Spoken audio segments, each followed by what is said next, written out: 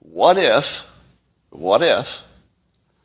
laziness is a habit of thinking about the cost of things or the effort instead of thinking about the payoff? I'm going to say it again to get a few more heads to explode. What if laziness is nothing but a habit of thinking about the effort instead of thinking about the outcome? What if you could reverse laziness by simply developing a habit of thinking more about the, let's say, the delicious food that you would like to enjoy instead of how long it would take you to get up and go get it? So, but the real question is, if you were to test this at home and try to see if you can think more about the good outcome and less about the work, would you get it done?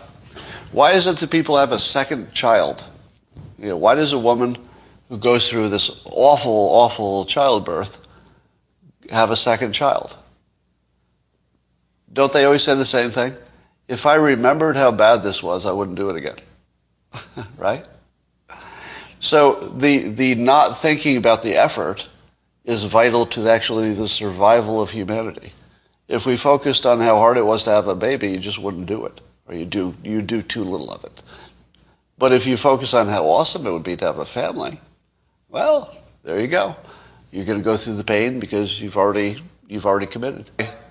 Am I ambitious, or do I simply have a thinking habit which produces dopamine because I'm thinking about the positive outcome? And is the dopamine the thing that gets me up and moving? And when you're observing me, you say, how the hell do you get so much done? Right? And how do I do it? I think it's just this. When I think of all the things I do, I think about them in terms of their benefits.